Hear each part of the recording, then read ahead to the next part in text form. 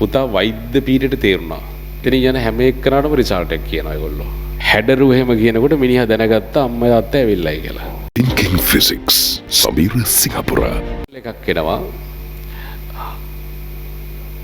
5:00ට 6ට විතර කෝල් එකක් එනවා.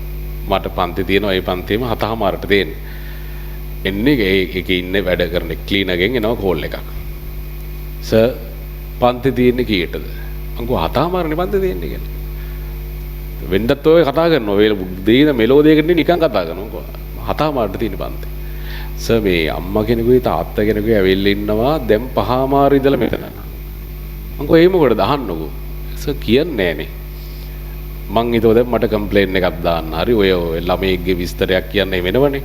මං කිව්වා හරි ඔහොම තියාගන්න මං එනවා 7:00ට එනවනේ එතකොට කතා කරමු. ඉතින් මමත් ඉතින් චකිතයෙන් ආවා මොකද 5:00 ඉඳන් ඉන්න ඕනේ ඕකට 7:00 ඉඳලා 10:00 ඉන්න එක ඕන් ළඟ වෙලා කතා කරගන්න පුළුවන් නේ. වැරදිලක් දන්නේ නෑනේ. කොහමරි මට පුළුවන් තරම් ඉක්මනට ගියා. ඊට පස්සේ මං කිව්වා ඇයි මොකද කියලා. පුතා වෛද්‍ය පීඨයට තේරුණා. ඒ කියන්නේ ඊයේ රිසල්ට් දිලා. අද නම් එන්නේ ඊයේ රිසල්ට් දාපු දවස් හරි. පුතා වෛද්‍ය පීඨයට තේරුණා. පුතාගේ නම මොකද්ද? කිව්වම තමයි නම දැනගත්තේ. මං කිව්වා මං දන්නවනේ කියලා. හරි. ඉතින් ගොඩක් කතා කරද්දී අඬ ටික තමයි දෙන්නත් එක්ක කරේ. හරි. ඒ විතර නෙමෙයි එතන යන හැම එක්කනටම රිසල්ට් එක කියනවා ඒගොල්ලෝ. අඳුරන්නේ නැහැ. හරි. එයා ඒගොල්ලෝ දිහා බලලා චුට්ටක් කර hina වුණොත් ඔන්න රිසල්ට් එක කියන්න යනවා. එතන ගේට්ටුව ළඟ ඉඳලා දකින අයට රිසල්ට් කියනවා දැන්. දකින අයට රිසල්ට් කියනවා. හරි. මම ඉතින් ක්ලාස් එකට ගියා. මම ඒ විස්තරෙත් පන්ති ඉන්නට කිව්වා ඒ වෙලාවේ. මොකද මටත් හරිම මේ ඒ වෙලාව ගොඩක් මොකද දැනුණ දෙයක් මොකද හේතුව මේ ඒගොල්ලන්ගේ සතුට කියන එක ඒතර අනිත් දෙමව්පියනුත් විඳිනවා ඇති ළමයිගේ සතුට. ඒ ළමයා එනවා 8ට 9ට විතර එනවා දැන් 9ට විතර ඒ ළමයා එනවා මට රිසල්ට් කියන්න. ඇයිල හැපැත්තේ දොර ළඟ මෙතනනේ අර ඒ පන්ති ඈත් නම් කියනකොට මම පොඩ්ඩක් ඉන්න කියලා මම කිව්වා යන්ටලා ඇයි කියලා. සර් ප්‍රතිඵල රිසල්ට් ආවා කියලා. සතුටින් මිනිහා හරි සතුටුයි හරි. මම කිව්වා මම දන්නවනේ වගේ රිසල්ට් එක. සර් දන්නේ කොහමද? මම දන්නවා ගෙදර අම්මයි තාත්තයි ආවා කිව්වා. සර් ඒක නම් වෙන්න බෑ. එක අම්මා තාත්තා මම යන පන්ති ටික දන්නේ නැහැ.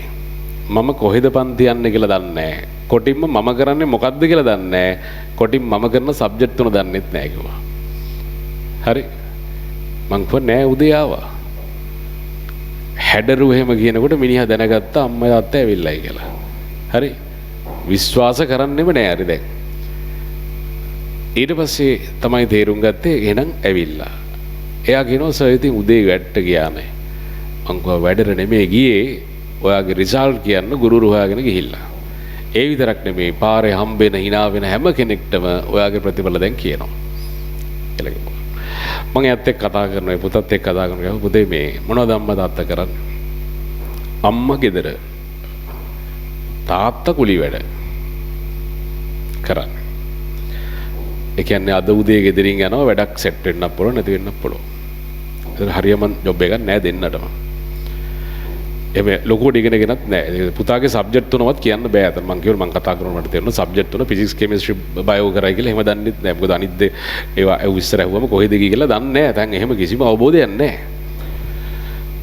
හරි. එතකොට අවබෝධයක් තිබුණේ නෑ. එතකොට දැන් ඈන් ඇහුවා පුතේ එතකොට පුතාගේ ඉස්කෝලේ මේ පැත්තේ තියෙනවා මේ හරි රාජසිංහ විද්‍යාලය කියලා තියෙනවා රාජසිංහ කියලා ඉස්කෝලයක් මේ පැත්තේ තියෙන ගොඩගම් පැත්තේ රාජසිංහ විද්‍යාලය කිව්වා මම කිව්වා ළමයි කී දෙනෙක් පන්තියේ හිටියද සර් දෙන්නයි හිටියේ පන්තියේ ළමයි දෙන්නයි හිටියේ මම කිව්වා ඒලව කරන ඔව් ළමයි දෙන්නයි හිටියේ ඒව කරන ළමයි දෙන්නයි පන්තියේ හිටියේ හරි ගුරුවරු සබ්ජෙක්ට් තුනටම එක්කනයි එක වෙකන කෙමිස්ට්‍රි ගන්න ෆිසික්ස් තුන බයොලොජි ලැබ් කියලා එකක් නෑ O level කරන එකම තමයි කරන්නේ O level රිසල්ට් එතකොට A8යි දැන් ඒ 9ක් තියෙන A8යි ඉතින් මං කියන්නේ ඇයි ගමේ හිටියේ යන්න එපා නගරෙට නෑ සර් ගියේ නෑ ඒ අර මුදල් ප්‍රශ්නේ තියෙන දරුණු මුදල් ප්‍රශ්නේ තියෙන කෙනෙක් සපත්තු දාගන්න ඕනේ ඉතින් ගම හොඳයි සෙරප්පු දාගෙන යන්න තියෙන්නේ හරි දැන් මම අහන්නේ කවුරු හරි අව탁සේරු ඉන්නවනම් පවුලේ කිසිම කෙනෙක් කැම්පස් කියලා නැහැ කියලා ඒක අදින් පස්සේ අයින් කරගන්න. හරි අද ඉඳලා හිතා ගන්න ඒ කතන්දරේ පටන් ගන්න ඔයාගෙන්. අර ළමයා නෑද හිතවතුන්වත් නැති වෙලාවක කොළඹ දිස්ත්‍රික්කයේ 137 වෙනියා වෙලා කොළඹ වෛද්‍ය පීඨයට යනවා. හරි ත්‍රයාගේ අම්මයි තාත්තට අවබෝධයක් නැහැ ඕගොල්ලෝ තරම්වත්. ඕගොල්ලෝ අම්මලා තාත්තලාට සමහරට හොඳ අවබෝධයක් තියෙනවා. ඒ අවබෝධය නිසායි O level එරේද ඉවරලා අද පන්ති වලට එවන්නේ. එහෙම යන්න ඕනි කියලා දන්නවා. එහෙම යන්නේ නැති කට්ටිය කොච්චර ඉන්නවද? එහෙම මැක්ස් සයන්ස් පන්ති පටන් ගන්නවා කියලාවත් දන්නේ නැති කට්ටිය කොච්චර ඉන්නවද? ඔය අවබෝධي පුතේ එයාට දුර ගව් ගණක් දුර තියෙන්නේ ඒකට. ඒ අතින් ගත්තොත්. පාසල එයා හිතුවනම් මගේ පාසල මහා කිසිම කෙනෙක් ඉතිහාසයේ ගිහිලා නැහැනේ මෙඩිසින් ඉන්ජිනියරින් එහෙනම් එයා නවත්තන්න එපා ඒකත් එයා කඩලා පෙන්නුවා මගෙන් තමයි පටන් ගන්න. අද ළමයි 60 ගානක් කරේ ඉන්නවා. ඒ කියන්නේ මැක්ස් සයන්ස් දෙන්න හිටියේ පන්ති එයාගෙන් පස්සේ ළමයි 60 ගානක් ඇවිල්ලා දැන් ඒ මං හිතන්නේ ඒක සයන්ස් එක හැදිලා තියෙනවා. එයා තමයි ස්ටාර්ට් කරේ. ඇයි අපි අව탁සේරු කරන්න කියනකො ඉස්සලම? අපි අව탁සේරු කරන්න ඕනේ නැහනේ. අව탁සේරු කරගන්න ඕනේ නැහැ. අපෙන් තමයි පටන් ගන්න. අපිට ළමයි ගොඩක් දේවල් හිමි වෙලා නැහැ තාම. හරි එහෙනම් අපේව හදාගන්න යන කාලයක් මේ තියෙන්නේ. අපේ වයස තාම පොඩි. අපි තව අවුරුදු 15ක ප්ලෑන් එක, අවුරුදු 10ක ප්ලෑන් එකක් හිතන්නකෝ. තේන සම්පූර්ණ වෙනස් කරන ප්ලෑන් එකක් හිතන්න තව අවුරුදු 10කින්. එතනට යන්න ඕනේ. නිසා අපිට නැති වෙච්ච දේවල් ගැන හිතන්න එපා.